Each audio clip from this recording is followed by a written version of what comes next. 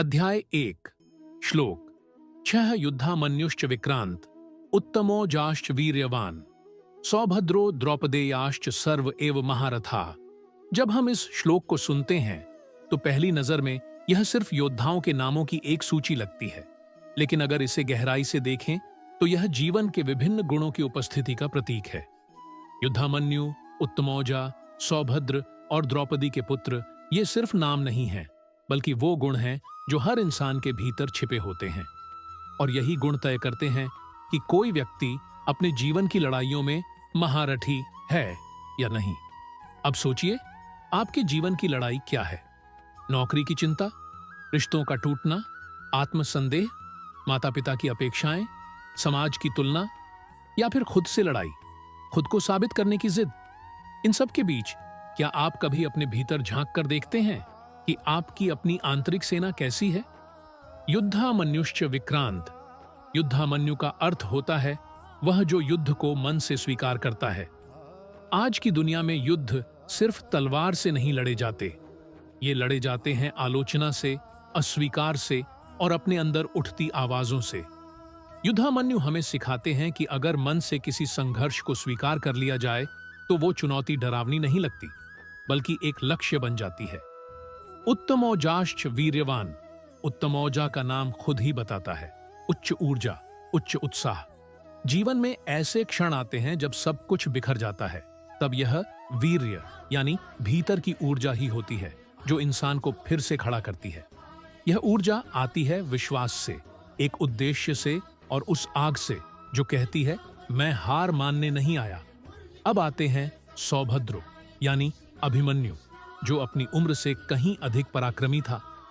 हर युवा के अंदर एक अभिमन्यु होता है जो अपने जीवन के चक्रव्यूह को तोड़ना चाहता है, लेकिन अक्सर हम कहते हैं अभी तो मैं छोटा हूं, अभी अनुभव नहीं है, अभी समय नहीं है। ये सोच हमें सीमित कर देती है, लेकिन अभिमन्यु सिखाता है कि यदि जिद है तो उम्र या अनुभव कोई मायने नहीं रखते, केवल जिद कि मुझे अपनी दुनिया को बदलना है। अब बात करें द्रौपदेयाश्च यानी द्रौपदी के पांचों पुत्र। वो इस बात के प्रतीक हैं कि संघर्ष से निकली चेतना अगर सही दिशा में लगे तो वह नई पीढ़ी को भी योद्धा बना सकती है। यह हमें याद दिलाता है कि हमारा हर निर्णय, हर संघर्ष आने वाली पीढ़ियों पर असर डालता है। अगर आज आप डर कर पीछे हटते हैं तो आने वाले लोग भी डरना सीखेंगे, लेकिन अगर आज आप साहस दिखाते हैं तो वो साहस विरासत बनेगा। अब जरा खुद से पूछिए, क्या आप मन से अपने संघर्ष को स्वीकार करते हैं? क्या आपके पास वो ऊर्जा है जो बिखरने के बाद भी संभलने की ताकत दे?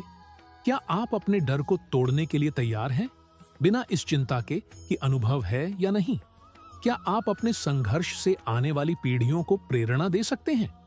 ये श्लोक हमसे कहता है हर इंसान महारथी हो सकता है। फर्क बस इतना है कि कोई अपनी सेना को पहचान लेता है और कोई नहीं। और जब आप अपनी आंतरिक सेना को पहचान लेते हैं तो फिर कोई भी बाहरी लड़ाई आपको डरा नहीं सकती। इस श्लोक का सबसे बड़ा संदेश यह है कि जीवन के कुरुक्षेत्र में सबसे बड़ी जीत अस्त्रों से नहीं होती, वो होती है आत्मज्ञान से। जब आपको यह समझ में आ जाए कि आपके पास कौन कौन से गुण हैं, तब आप केवल युद्ध के मैदान में नहीं, हर मुश्किल में महारथी बन सकते हैं। तो अगली बार जब आप खुद से हताश हों, टूटे हुए महसूस करें या लगे कि कोई रास्ता नहीं बचा, तो आंख बंद करके सोचिए, आपके भीतर युद्धामन्यु का स्वीकार, उत्तमौजा की ऊर्जा, अभिमन्यु की जिद और द्रौपदी पुत्रों की विरासत है। बस उन्हें पहचानिए, उठाइए और जीवन की रणभूमि में डट जाइए। यही है भगवद गीता का असली रहस्य। वो हमें बताती है कि असली लड़ाई बाहर नहीं, हमारे भीतर होती है, और जब भीतर जीत जाते हैं तब जीवन की हर परिस्थिति में विजयी होते हैं।